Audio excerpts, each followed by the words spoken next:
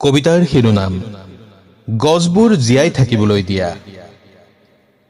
এটা মাথো অজুহাতেৰেই পলকতে নিঃশেষ কৰি পেলাব পাৰি এচেৰেঙা ৰ'দৰ ছাঁ, জীৱনৰ এটি উশাহ, এটি নিৰাপদ সেউজীয়া ছাতি আৰু হেজাৰজনৰ বুকুৰ আৰতি। হুৰ মুৰাই সোমাই অহা কংক্ৰিটৰ দৈত্যটোৱে তথাকথিত উন্নয়নৰ পোছাক পিন্ধি এফালৰ পৰা গিলি গৈছে আমাৰ সেউজ বুলিয়া সভ্যতা। গছৰ বুকু ভেদি সোমাই যোৱা তীখাৰ গজালবোৰে আমাৰ বুকুত তেজ নিগৰাইছে। ভেঙুচালি হৈ সগৌৰৱে থিয় দিছে বহুজাতিক কোম্পানীৰ বিজ্ঞাপন নাইবা তথাকথিত নেতাৰ শুভ বাৰ্তা।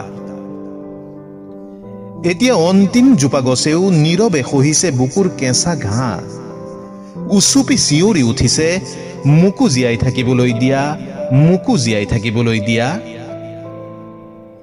আমিও অসহায় নেত্ৰে চাই ৰৈছো এজোপা গছৰ অপমৃত্যুৰ চিনেমা, আৰু আল ফুলে সাজিছো ভৱিষ্যত প্ৰজন্মৰ চিতা। বন্ধু, গছবোৰ হত্যা নকৰিবা। গছ পৃথিৱীৰ প্ৰাচীন ঠিকনা, আৰু ইয়াৰ ছাঁ মানুহৰ অন্তহীন বাসনা।